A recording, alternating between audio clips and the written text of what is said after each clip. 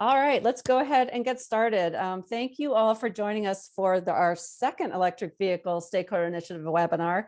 Today, we are focused on EV rate design and thrilled to be joined by two folks from the Regulatory Assistance Project, Dave Farnsworth and Camille Kadoch, who we will introduce in just a moment.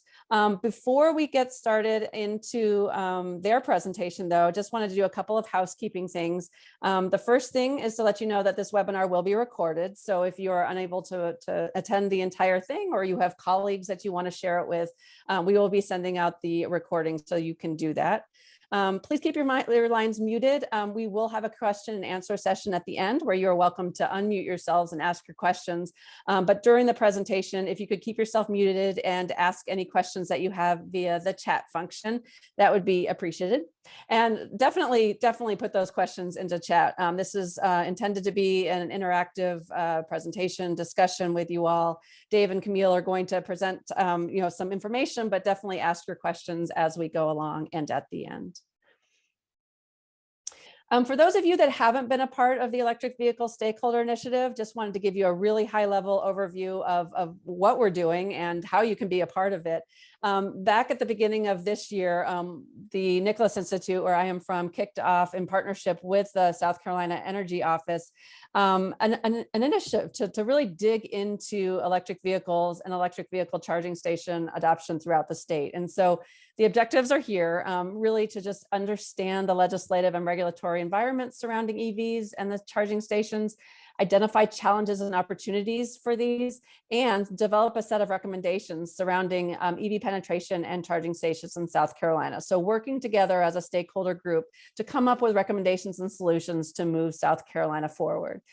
We have since we kicked it off, we have established 5 different working groups, which I'm sure many of you are involved with and can continue to be involved with. So if you're interested in participating a little bit more with us, just reach out to me and I can help you get involved with that. I wanted to introduce Sarah Basemart to you. Many of you may not know her yet. She has just recently joined as the director of the South Carolina Energy Office. So I wanted to give her a moment to say welcome and hi. Thanks, Jen. Excuse me, it's the afternoon. Welcome to everybody that's here. It's so important to have all of you here and to have all of your minds together as we work towards a better future. This is such an important endeavor, and coming from my background with regulation and my background is law as well, I know that the devil's in the details, and I think rate design is certainly the details. So I look forward to hearing from our experts, and we are so glad that everybody's here today. Great. Thank you, Sarah. And so without further ado, I do want to introduce our special guest today. Part of what we're doing during the Stakeholder Initiative is to bring in people who have deep expertise in different subjects. And one of the subjects that's come up very frequently is EV rate design. And so I can't think of 2 better people to come and talk to us more about it and teach us and help us to understand this topic better than Dave Farnsworth and Camille Kadoch from the Regulatory Assistance Project. So without further ado, I'm going to turn off my screen and let Dave and Camille take over. Welcome and thank you for being here today. Right. Well, I'm going to endeavor to share my screen. You all see that okay? Good. Yep. All right. Good. Yep. Great. Well, thank you all. It's terrific to be here. And it's great to see some faces. I see friends and folks I've been working with and been part of the equity subcommittee discussions. So what Camille and I want to do today is talk about a really technical topic, but in a non-technical way. We don't want you to run away. We want you to leave having a general sense of what all the big deal is about rate design and what people are thinking about when they say flexibility, when they talk about EVs. So I'm going to take a little time to talk about the power sector in very non-technical terms, as you'll see. And then what I want to do is just pull up a diagram that gives you an explanation a little bit of this. And I just want to talk about that diagram a bit, because I think you're going to see maybe a half dozen other diagrams in this presentation, and you should be familiar sort of with what those diagrams are trying to do. So for over a century, all right, back to Thomas Edison, there was a rule that defined how the power sector works. This was the rule: you consume energy at virtually the same time you generate it. So generation and consumption always balanced and virtually at the same time. And if there was more demand, in other words, more need for electricity, the power company just built another power plant and generated more electricity. And that's how things progressed, okay? Well, batteries have changed all that, okay? That rule kind of out the window. It's good to remember it, but batteries, like I said, have changed all that. So sometimes when I talk with groups about this topic, about flexibility and beneficial electrification, I start with admittedly an odd question, and people look at me like, who is this guy? But I got to tell you, about 30% or more of the audience usually raises their hand and nods. And the question is this: how many have gone out to dinner with their grandmother in Florida at 4:30 in the afternoon? Okay, well, there you go. See, here we are. It's starting to happen. Okay. So the audience, I presume you're reacting somewhat similarly to that. So here's the deal. The restaurant typically has a peak time, just like a utility, right? It has a peak time, 7 o'clock to 10 o'clock. That's when they serve dinners, all right? But at 4:30 in the afternoon, the wait staff, they're there, the food's there, the prep cook and the cook staff are there, the tables are set, the rent is paid, the air conditioning's running, okay? So everything's all set up. So why not sell some dinners at 4:30 in the afternoon? Well, how do you do that? You have a special, okay? Low price from 4 o'clock to 6 o'clock. And you target the people who want to avoid the crowds, like your grandmother. Grandmother's very smart. And so is the restaurant, right? Because they really haven't done anything different except to start selling what they sell from 7 to 10 at some other time by pricing it in a way that attracts people. So you all see where I'm going with this. Utilities are like that restaurant, and just like grandma going out to dinner at 4:30 in the afternoon, EVs that run on batteries, they're flexible and they can charge at times when electricity prices are low. The utility grid's just sitting there in some places overnight, prices really cheap, or electricity is really clean because there's lots of renewables. Could be in the middle of the day in some places, but they're really low cost times, and rate design is specifically designed to affect people's behaviors so they recognize this and they change their behavior in the way they're charging their vehicles. So I should point out, no senior citizens were injured during the making of these slides. I'm a senior citizen, we're cool, okay? Here we go. So let me talk about figures here. You're gonna see a bunch of figures that have a horizontal line like this one, and it just sets out the day in 24-hour, right? 24-hour increments. And the vertical line might be energy, it might be megawatts or megawatt hours or something, but we're gonna see a bunch of slides like that are used to sort of characterize what rate designs do at certain times of the day. And I just wanted to point that out to you. So this figure is an example. So let's talk about flexibility. This is California, okay? It's in the springtime. And I think it's maybe 2017, something like that. And this is called the duck curve because it's shaped just like a duck. You got a big belly and you got a big head there, like nice long neck. And what you've got as a characterization in this belly is how much distributed solar, that's rooftop solar, how much distributed solar their renewable portfolio standard pushed onto that grid over those years, 2014, et cetera, right? And you can see how it makes a belly bigger and bigger in that duck. Now, why is that important? Well, remember, the utility is supposed to provide electricity. They're supposed to provide the generation. But in this case, when you've got a renewable portfolio standard, it's people are just producing it up on their roof, and there's all this electricity that has to be picked up, okay? So there's lots of rooftop solar, and you got this duck belly, and what you've got is a big challenge for the utility, which means that they have to bring on all sorts of generation between later in the afternoon and early evening when that peak happens, going up the neck of that duct. They have to bring 13, in this case, about 13,000 megawatts. That's starting up lots of power plants and coordinating it all and making sure nobody gets out of line and everything goes smoothly. Well, that's a huge undertaking. It's a lot of work, but that's what the California system is trying to accommodate in order to allow for all these clean renewables. So that's part of the price to pay. So there's something that can really help with the management of this grid, and that is workplace charging. Okay, in the middle of the day, there's all that solar. Well, that's when people can charge their cars. Okay, it happens to be, if you're in Los Angeles, if you're in Phoenix, if in these places, there's just lots of solar in the middle of the day. And notice at the top of that workplace charging, instead of running all the way from the belly up to the top, the system only has to run from the top here of that workplace charging up the neck. So it has to manage less. It's less expensive and cleaner. And if you avoid charging on peak, if you avoid electric water heating, if you avoid EV charging on peak, then what you've done is taken that 13,000 megawatt lift, right?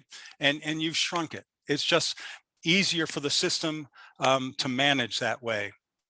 And so this flexibility of this load and the options it gives grid managers, that's one of the reasons we describe this as beneficial electrification. You could just come home and just plug in your car and go in and have dinner. That's electrification, but what you're doing is adding to that peak. Okay, so the idea is beneficial electrification, take advantage of that flexibility, really important.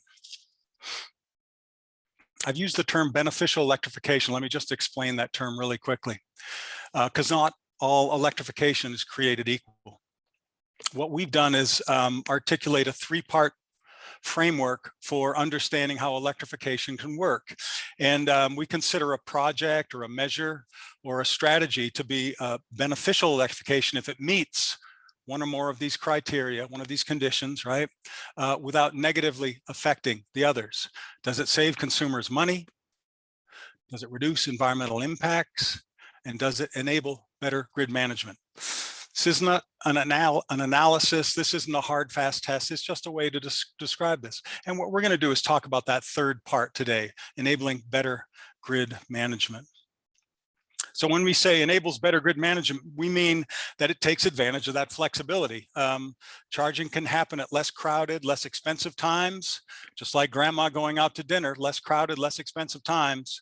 And it can be lower cost fuel for the EV owner. It can be lower cost management of the grid for the utility company. And oftentimes it can mean cleaner resources, right? You're going after that clean solar. And that's sort of illustrated in this slide here. And we put out a paper that has principles about beneficial electrification. And the second principle is just recognize the value of load for grid operations. You can see if you have an uncontrolled water heater that just turns on when the temperature goes down below a certain level, it might turn on when something's really dirty out there on the power system, or when there's more dirty stuff than clean. But if you control it, you can manage it so you pick up that solar. You can manage it so you pick up that wind. The third principle says you should understand the emissions effects of electrification. And you can see Texas, at 6 in the evening, you're going to get gas to charge your car, but at 11 at night, you're going to get solar to charge your car. Same in California. 7 p.m., that peak time, that's going to be gas plants. But in the middle of the day with all that solar, that's obviously what you're going to be drawing upon. And that's more attractive from a cost, often from a cost and from a cleanliness perspective. So EVs managed properly, as we'll see, can be really useful to the grid. And if they're not managed properly, they can become a problem. Because when you hitch up anything to the grid, that brings costs. So you want to do it at the lowest cost possible, right? Here's a slide that just quotes, I think I've got a couple of them here, that quotes the Maryland Commission, January 2019 order, really excellent order. And they just make these observation that you have to manage this effectively. And that way, at least in the early years of adoption of EVs, for quite a while, in fact, they project this out for 15 years or so, what you're able to do is avoid the expensive costs of upgrading and maintaining distribution systems that might be caused by EV charging if you're not managing it properly. And pairing EV adoption with intelligent rate design can improve system utilization. Think about it. If you're paying for a utility system today, and they're able to sell more electricity in the middle of the night with the same system, all things being equal, when they're able to do that, they're able to bring in more revenue. They're able to make more money. Okay, we don't call it profits, we call it net revenues. But what that does is put downward pressure on rates. That is, when they have a rate case with the utility commission says, whoa, that investment, you're getting a lot more money for that. Maybe we don't have to have rates quite so high as we've had in the past. So that's the positive side of this. And I think at this point, I'm handing off the mic to Camille. You are snuck up on me. Thank you, Dave. Next slide, please. So the point that we wanted to make with rate design here is that this is the signal that goes to the customers. And it's really important to align the rate design signals that you're sending so the customer can be part of making the grid sound flexible and efficient. So we want rate design to enable the customer to make the choice to minimize their own bill, consistent with the choices they would make to minimize system costs. So if the customer minimizes their bill, they make the decision to use less at certain times, that decision to use less should also coincide with lesser system costs. We want these things to be aligned. Next slide. This hasn't always been the case with rate design. Dave started off talking about this system that has been in place for a century or more. And so it used to be that we had rate design that would actually incentivize you to use more, which is illustrated here. You can have one measly scoop of ice cream for $1.50. You can get 2 scoops for $2.25, or you can get 3 scoops for $2.75. But you notice the difference went from 75 cents between 1 and 2 down to 50 cents between 2 and 3, which incentivizes you to get more ice cream, right? But this was also used to be, in some cases, the case with rate design. Next slide. But what we would like to point out is that the rate design should recognize system costs. And as Dave was pointing out, serving that peak load at system peak between 6 to 9 p.m. is pretty darn expensive for the utility.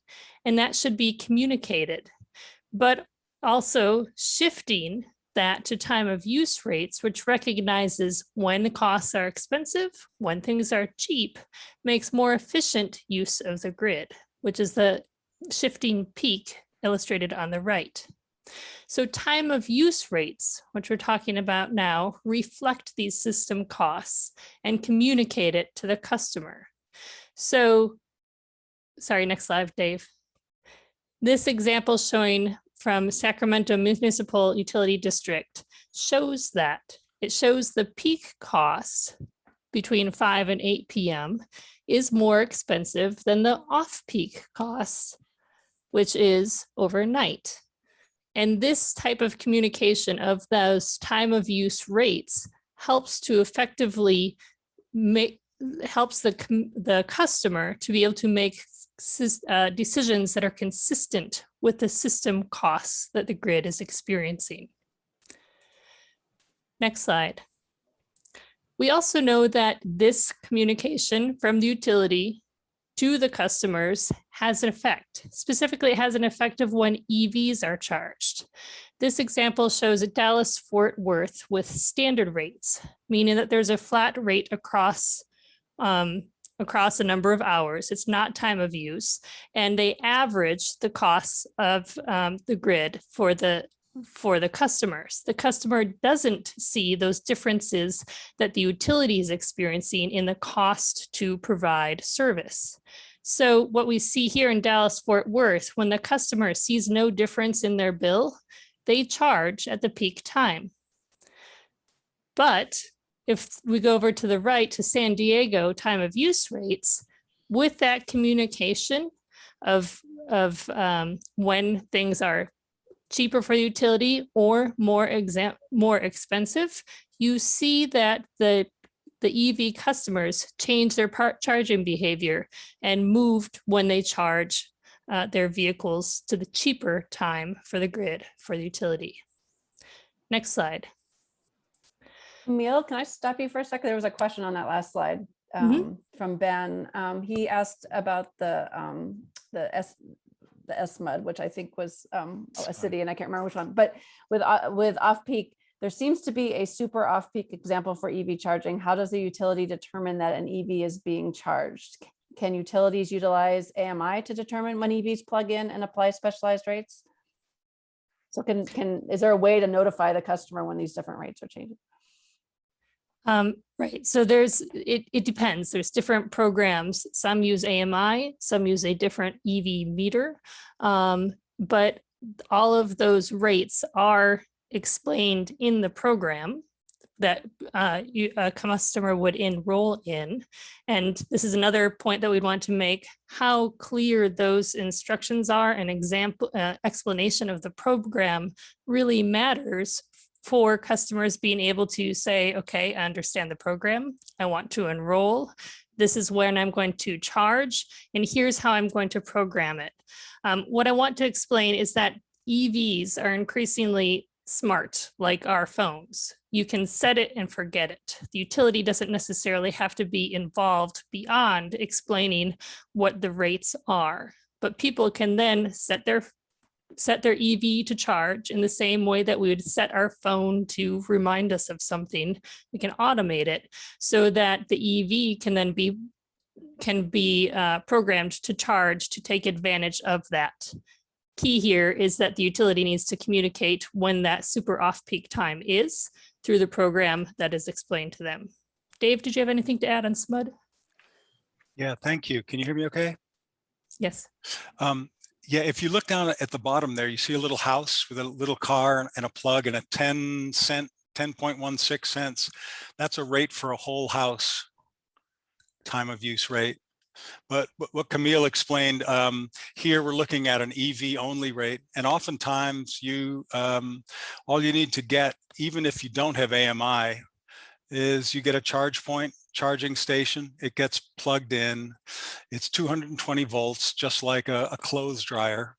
If you have a detached garage, that's lovely, easy to do. But it gets plugged in and it's Wi-Fi enabled. So ChargePoint works with your utility company and lets them know exactly what your usage is, but the overall electricity usage, that charge point goes through the utility revenue grade meter. And so everybody's apprised of exactly how much electricity is being used. It's that the EV usage, that charging usage, will be netted out from your overall bill, and you'll pay the 11.6 cents here, unless you're on peak, in which case you pay the 28 plus cents.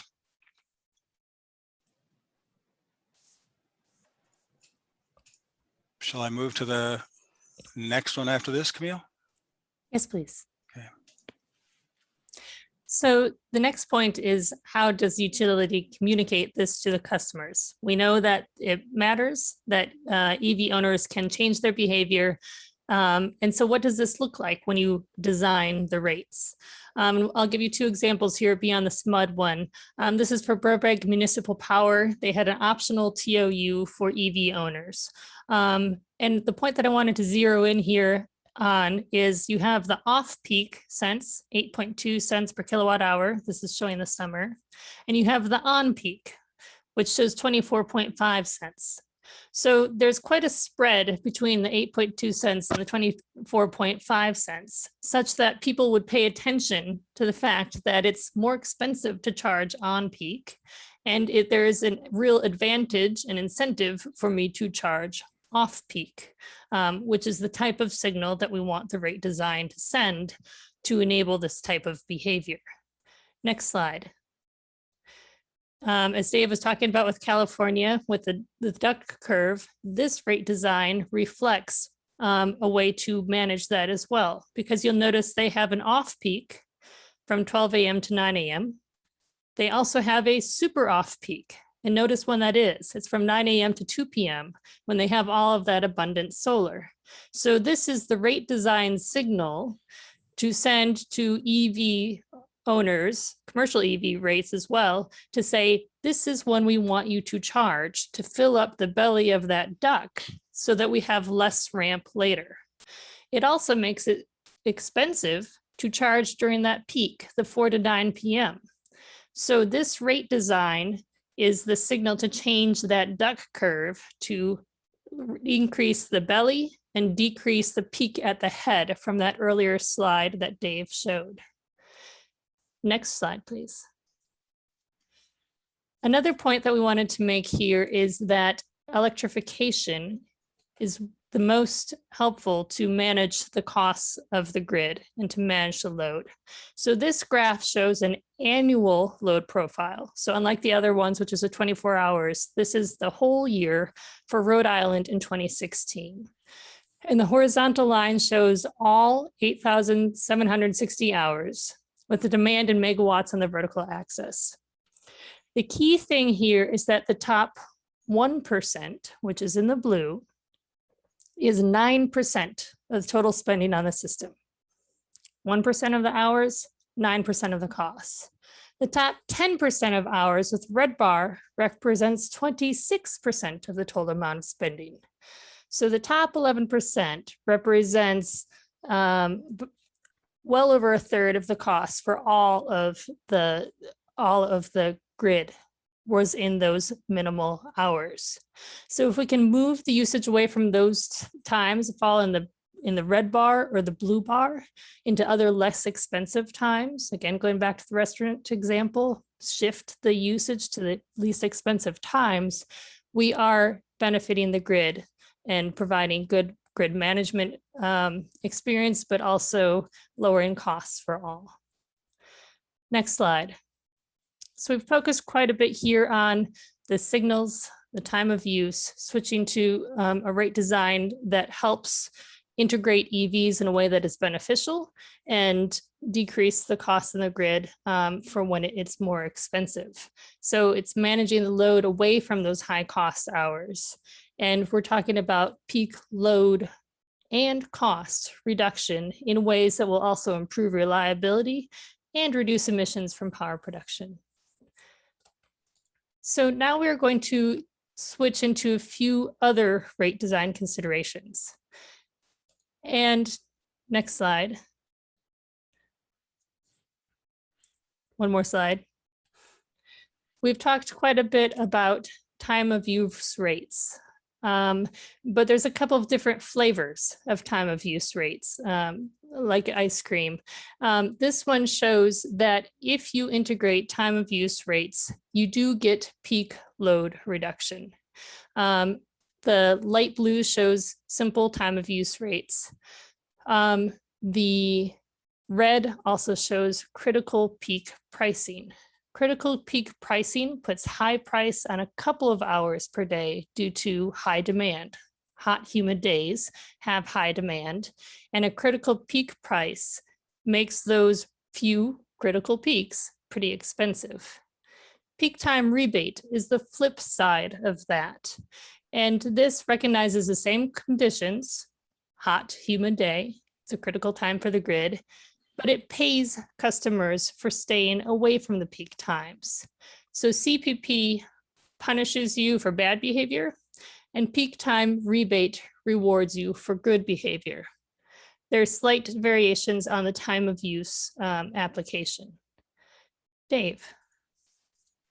Thanks. So I saw a really cool cartoon the other day. A cop pulled this guy over. Cop's car is behind the guy, and he's standing there with his pad looking at the guy, and he says, Does your car know why my car pulled it over? The point there is that there's so much technology in electric vehicles that everything we just told you about rate design, you don't really have to worry about, because you can just set it and forget it. I have a Chevy Volt. I've had one since 2014. And it's just, there's just a setting, charge before, you know, whatever time it is you're leaving for work. So my car is charged by 6 o'clock. I've gone out in the middle of the night at times and I see my car charging at 3 in the morning or something. I don't really care. It's just charged by the time I'm there. And this controllability is really important. You can see water heaters.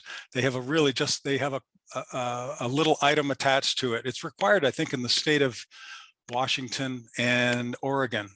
And this piece costs maybe $6 or $8. It's very inexpensive, but it allows the utility to control when that takes place, so they can manage that. Same with these Tesla power walls or a Nest or your EV charging. The point is the technology, and it's just really simple. It's like setting, you know, setting the clock on your telephone, enables you to take advantage of time of use rates without really worrying about it. You don't have to really get into the details. So when you go back to this slide that Camille showed us, the same rate designs, similar rate designs with technology in each case, they just like pack way more punch because people don't have to worry about them. They're just there. And utility programs that explain this, this sort of thing have really nice returns as a result of that, and are able to manage this charging in a really useful way to get the most out of their system, the system that they've already built. They don't have to build new stuff to accommodate this, at least yet. Thanks, Dave. So the point here, and we're at the end of our slides here in welcome discussion, the point that we want to make is that it's important with EVs, as we're considering adding load to the system, that we make sure that this electrification makes the grid more efficient, and that we can do it in ways that are cost effective. And so we're able to shift the load. Electrification load can be managed using technology, sending the correct signals with rate design. And it's important to manage it to keep costs down and make the most efficient use of the existing grid that we have. Now, obviously, being able to shift that load really depends on ability to avoid those high cost times. There's some users that can't shift or can't shift easily. And so there's other ways that we need to look at for which categories are part of time of use rates, and different ways to help manage that using storage, using batteries, using these mobile batteries that we have in EVs. So those are all important considerations. But the value proposition here is that with the load management technology that we have, with these smart rate designs, with the technologies that we have to enable people to make those smart choices easily, to set it and forget it, that we have a value proposition that means that it's lower costs for making this electrified transition. And a large part of doing that successfully is going to be consumer engagement, to make sure that the consumers understand what this means for their electric bill, what this means for their driving habits, and that they understand things that are technical and wonky, like rate design, enough to do the things that we need them to do for the grid stability purposes. So we have a couple of more slides at the end that shows resources. We have resources from RAP on electrification and quite a few more resources on rate design. Rappers wax lyrical on this topic. So there's more there as well on that. Questions? Wow, thank you both very much. That was great. And I'm feeling like I want to go get ice cream right now, but I will wait until the webinar is over. So thank you for those. I'll wait till 4:30 and I'll take my grandma. No, thank you both. There were a couple of questions that came in through the chat. A couple of them were directly related to a topic that you were talking about at the end there, the time of use price per kilowatt hour versus some sort of peak demand kilowatt hour. Eddie Plowden, I think it's more of a comment, was suggesting that on-peak demand is far more effective in making sure the rate reflects cost. And we have found this to be true with our rates at Berkeley Electric. And Eddie, I don't know if you wanted to elaborate on that, or if you had a question, or if that was just a comment. No, it's more of a comment, observation of fact. Seeing that, yeah, you can have a time-based rate. Ours is like 20 cents per kilowatt hour difference between on peak and off peak as an adder. But you'll find, as far as using that car charging during a peak hour, say an afternoon, they may plug in a little bit early, and the member, the price is there for a higher price, but in general, they can, hit you with a high cost. So the demand-based rate, where the member actually pays for that in that given month when they make that mistake, is far more effective. And we have seen this, throughout other utilities and co-ops. So that's kind of where a lot of I think the co-ops and a lot of companies are moving towards a demand-based type on peak, charge. And it's very effective. I mean, if you make a mistake in a month, you realize you made a mistake. The next month you won't do that, and it's very cost-based. So I think that's a lot where things are moving. Great, thank you for that observation. Yeah, and actually kind of building off of the next question from Mark Childers is kind of building off of that and saying, commercial vehicles such as school buses and trucks are charging with 50 plus kilowatt chargers. How do you see demand charges entered into the equation? This can really impact the total cost of ownership for one of these vehicles. Yeah, so I'll make a few observations, and I'd like to pass it off to Camille as well. So the observations that we just made here recognize that there are certain times when things cost less based on the generation out there and the demand out there. And there are times when things are going to cost more. Obviously, to hitch up my EV to the power system, or hitch up my garage or my clothes dryer to the power system, very different than hitching up a Walmart to the power system, okay, or a bunch of Tesla fast chargers to the power system. And with that variation in demand is going to come a difference in costs. The problem that EV advocates have seen is that they're saying, look, the market's just starting up. We get clobbered with high demand charges. We'll never get this airplane off the ground, kind of. So they get those sort of responses. And while that's true, there's just the fact that it's more expensive to serve those high demand fast chargers. And especially if somebody wants to just pull in and it happens not to be off peak time. So there have been experiments around the country. There are different responses to that. There have been proposals that have been accepted in the state of California for demand charge moratoriums. And those come in different flavors. Florida has, the commission there approved something like that.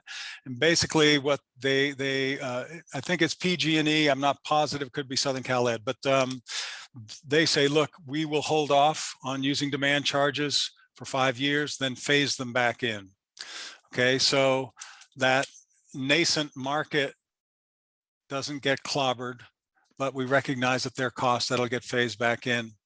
There are different formulas for phasing things back in. Like I mentioned, Florida has adopted a moratorium with sort of a phase in that reflects greater usage. I think in Minnesota, XL has done something like that as well.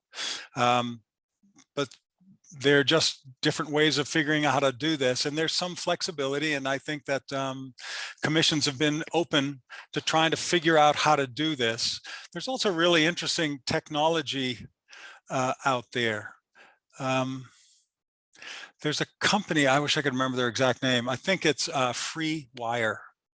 And what they do is put together a bunch of batteries in a charging station, in a DC fast charger.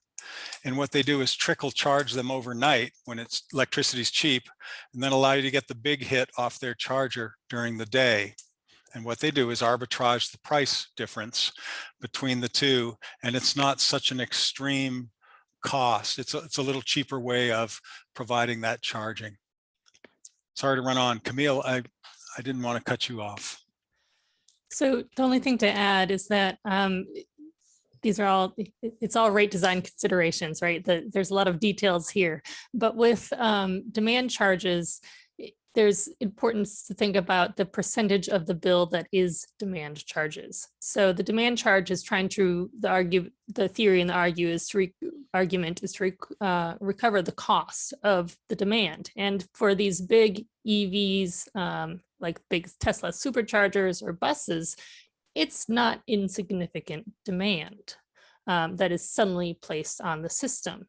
But so the theory is that you put this big demand charge on, it helps to recover the cost of the system. But if the demand charge is so big, the variable part of the bill, the time of use that reflects the cost of the system, is more insignificant, depending on how big the cost of the demand charge is. So in Europe, they've seen this where the demand charge can be 50 to 60% or more of their monthly bill. And the time part that is time variable is a much lesser part. So the impact of that is there's then no incentive to shift to off-peak versus on-peak. There's no incentive to change behavior, depending on how much part of the bill is fixed with a demand charge. So the whole package is something that is important to consider. And yes, as Dave pointed out, as we're trying to get nascent charging off the ground, the demand charge portion is a significant barrier to some third-party providers. So the only thing I'd also point out here is that in the RAP resources on rate making, we have a publication called Demand Charges, What Are They Good For? By two of our colleagues, Mark LaBelle and Rick Weston. And I'd recommend that for a more in-depth look at the demand charge issue. Great, thank you both. That moratorium idea is interesting. I hadn't heard of that before. So that's an interesting concept. I'm going to flip gears a little bit. Ben Kessler had a question about the different TOU flavors. He said, have you ever seen a couple of them combined, like a TOU or a PTR? Just curious if you had seen them combined together. I actually think they are typically, you know, the PTR, critical peak price, is typically part of a time of use rate. Somebody might, you know, the example that Camille put up there of SMUD, for instance, somebody could argue that's a critical peak price. Vermont's Green Mountain Power, a couple of years ago when they first came out with a pilot for EV charging, they had an all-you-can-eat $30 a month deal. And our rate, kilowatt hour rate here is something like 15 cents, 16 cents. And that, depending on your driving behavior, that was quite an interesting rate. And it did come along, however, with a critical peak price, which was 4 times the basic rate. And what they do is say, look, here's the deal, $30 a month, all you can eat, what have you. But they say, we reserve the right to contact you. And I can't remember the number, I think 6 or 8 times a month, as many as 8 times a month. And to inform you that we're going to have peak incidents. Yesterday, for instance, it was 94 degrees here, and, you know, people were using their air conditioners, and the company had to go out. You have to go out to the New England market and buy more generation, or you can do demand response. And what they did was notify us the day before on the phone. And so when I got home, I didn't plug in my car, and I didn't, you know, I didn't set it to charge like I might normally have done, because that would have been, I would have paid 62 cents a kilowatt hour. And that demand time was for, I think, a 3-hour period. So it's not unusual to have them combined, to have them thrown in there. I don't know about, I can't give you any examples of a peak time rebate. Maybe you can, Camille. But anyway, that's a critical peak price and it's just built in. I don't have one off the top of my head, but I can provide it later. Great, thank you both. Mark Childress had another question about vehicle to X, or I don't know what, maybe that's grid. Because if it becomes a more developed program, do you see any rate design around what a utility will pay a customer? That today, this is based on what the utilities program is willing to pay. Any indication that PUCs may regulate the pricing? Yeah, that's a great question. So V2X can be vehicle to grid, it can be vehicle to home, it can be vehicle to, I don't know. And this is sort of a brand new market, so to speak. And I don't even think it's a market. You have a bunch of pilots out there. There are a handful of really interesting school bus pilots that are occurring in the US. One's in Con Ed territory around New York City. Another quite large one is in Dominion's territory in Virginia. Another in San Diego Gas and Electric's territory. And what they've all tried to do is create a situation where they want to use the batteries on school buses for different purposes. I like the Con Ed example the most because they said, first, we want to see if we can deliver kids to school, which of course is the point of school buses, right? But then they, Con Ed, for instance, wants to see if they can use the energy to help the school avoid demand charges. Okay, high demand at certain peak times. The pilot in Virginia, vehicle to grid pilot, is an interesting model because the utility company has gotten permission to have to pay for the batteries themselves. So Ben can clarify this, but I think an electric school bus is around 800 grand, 750, 800 grand, and a diesel school bus is 500 grand, something roughly like that. Well, what they're doing, transit buses are those prices. Electric school bus about 300 and a diesel one about 100,000. Oh, good. Thank you for clarifying that. Still, there's a whopping difference between the two. And what Dominion has done is said to school districts, you guys pay for the price of a diesel, we'll pay the difference. Say we, ratepayers pay the difference. But what they're doing is using the battery, they maintain ownership of the battery, and they're using it to provide ancillary services. You remember I used the term balancing. They sometimes you can use demand response to make sure that the system stays in balance. And so the Dominion program is testing how to do that, and the one in San Diego is trying to do something else. With respect to the rate designs, the vehicle to grid rate designs, I think that's still a pretty new frontier. Ideally, there would be some sort of rate design where the owner could be incented to behave in a way, as Camille, you remember that slide that Camille put up there with the blue background, where they manage their interests in a way that's consistent with the interests of the utility company. So they would bring off electricity off peak. They might make available some of that energy on peak at a little lower cost, maybe for the utility, than going out and getting generation from a market or from their own generator. But that's still pretty new, and that's as much as I can observe about the rates for vehicle to grid, or V2X. Great, thank you. Good question. I have one that come in just to me, so I'll read it to you. On one of the first slides, David mentions 3 guiding principles. Does one have greater weight than the others, or has RAP seen commissions balance these using specific quantitative data? Camille. Had to find the unmute. So the 3 principles were, the BE principles were to reduce environmental impacts, save customers money in the long term, and enable better grid management. So what we have found is that commissions have balanced these pretty well here across all of these things, but that pretty much most electrification has enabled better grid management. It also has reduced environmental impact.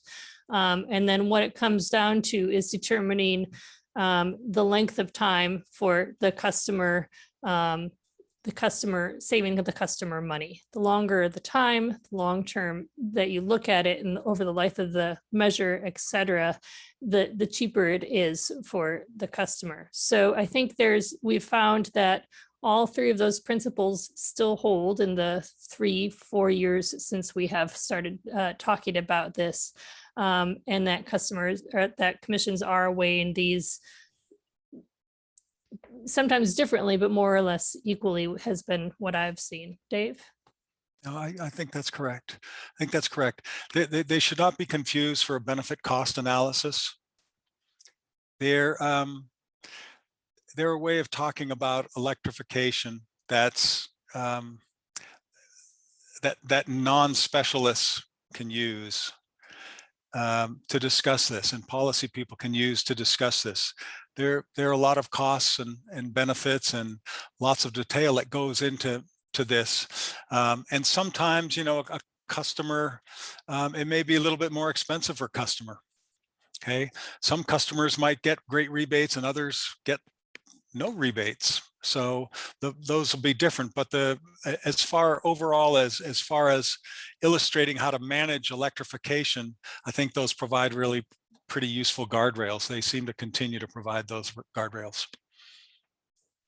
Great, and kind of continuing down the commission best practices path, is there a best practice for the commission to consider EV rates outside of a base rate case? Have you seen that happen anywhere?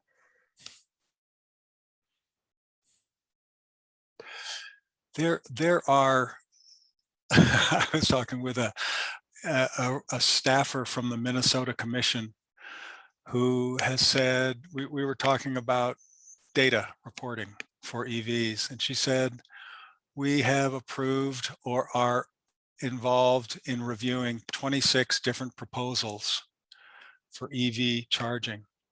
And lots of them have different rate proposals associated with them. It's when you talk about EVs, it's really easy to start the discussion by talking about residential charging. Okay, you're talking about people who have garages, detached garages. Just that's the sort of the simplest version, right?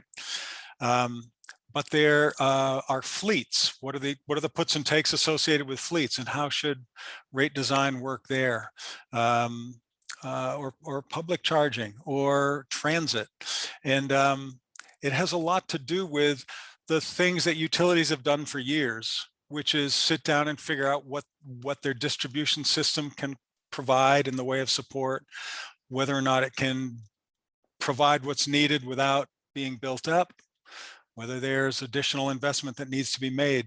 So from the grid's perspective, it's, you know, somebody, a real estate developer comes in and says, I want to build 200 condos and I want you to hitch up the electricity. What do I need to know?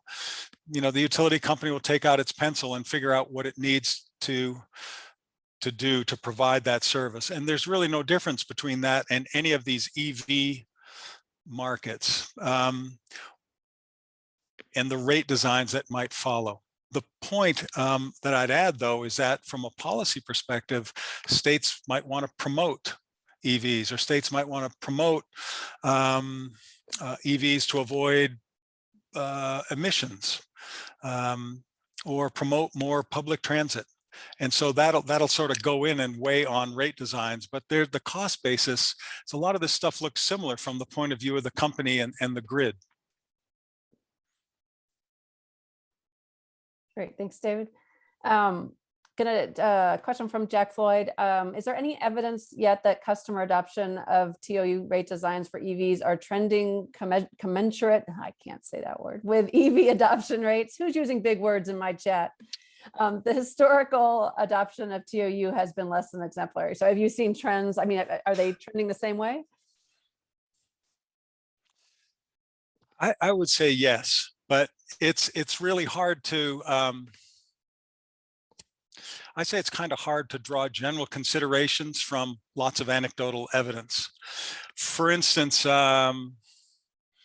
know, there's a guy named Ahmed Farouki, and he has been looking at, he's responsible for doing those time of use figures that we put up there with and without technology, that kind of thing.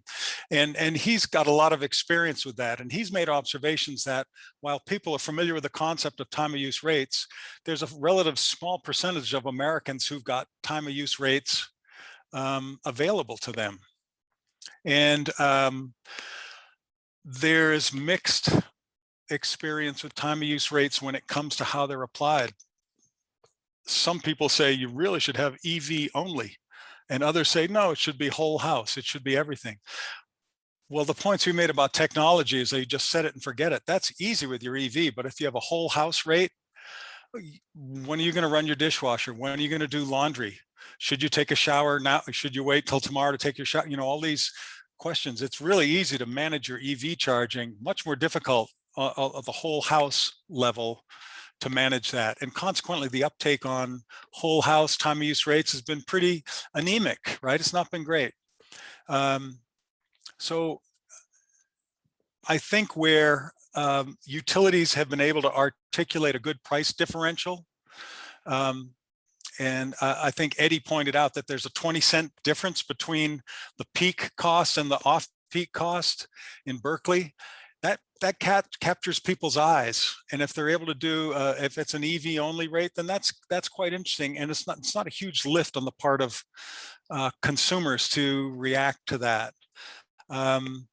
California has had, there's good information out there about the use of time of use rates to avoid having to make distribution system investments. Synapse Energy Economics in Cambridge, Mass. has written a couple short papers, 4 or 5 page papers that correlate the time of use rates with keeping distribution system costs down. So I would say that's some evidence, but I can't give you a, across the board statistically sound answer to that. It's still anecdotal, it seems to me. Just one thing to add to that, there's also spirited debate about opt-in versus opt-out. And some pilot programs have experimented with that as you're looking at a very distinct, if it's EVs, whether it's everybody's in it and you can opt out of it versus opting in, because that gets around, there's a lot of the issue of who's going to look at their electric bill in that enough detail to say, okay, I want to look at that, understand it, and opt in. That's a lot of steps for busy people to take. So yes, anemic rates with TOU, rate design. So hence the debate on opting in versus opting out. Sounds like a future research paper for RAP to do for us. 2 more questions that I have, as I see in the chat. One is from Eddie about an interruptible rate similar to the industrials. Pros or cons for using that for EVs? Yeah, that's a really, that's interesting, Eddie. I think, nice to see you, by the way, Eddie. It's, demand response, whether it's really kind of Eisenhower era, pick up the telephone and say, hey, pull your factory offline here for the next 2 hours, that to more automatic applications of it. I think they all produce really interesting results. What I think we'd really like to see is the ability for somebody really smart to aggregate all the EVs out there and to put them together and do clever things with them. Because after all, it's just, we're all over the place, and, we don't have huge batteries. Maybe they're 16 kilowatt hour batteries. They're not huge. So avoiding 16, taking that offline is not a big deal. But if you can take 1,000 of them offline and manage it, whether it's just through an interruptible contract type approach or with a more automatic technology based set it and forget it kind of approach, they're all really could be useful to managing the grid.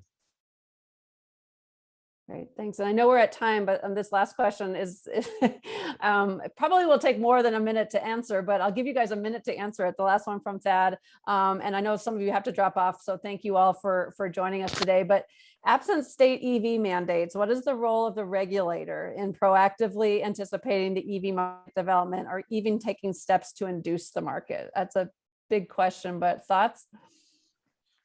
Neil, you got 25 seconds. Great question. I think that there's a huge role for the commission to take, and that setting everything from setting rate design, as we've talked about here, to clarifying roles as they're able to of what is regulated or not, and different actions that the PUC can take for PBR or other things has a huge impact. And I'll just point out that we did this research for another state to see which states where the legislature has led versus where this PUC has led.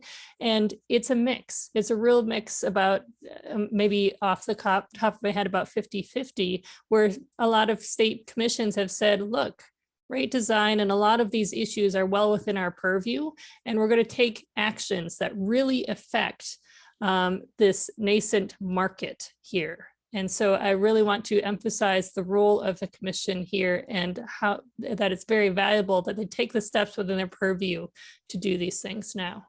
I agree. Evacuation, public safety is really important, and the PUC can weigh in on that. Integrated resource planning. Don't dibble dabble with scenarios. Get some robust scenarios. What's it going to take? What do we need to get, small, medium, and large rollout of EVs? Fantastic. And both did it in less than a minute. So thank you guys very much. Want a huge thank you to Dave and Camille for joining us today and for sharing all of your expertise and all your reports. I'm assuming I can share those slides later. Is that okay? Yeah, a lot of good stuff in there, and appreciate all the work you guys are doing. Thank you all for joining us today. And, as always, if you have questions or want to get more involved with the initiative, please reach out to either myself or Allie Garrett, and we will get you hooked in. Hope you guys all enjoy the rest of your day. Thanks so much.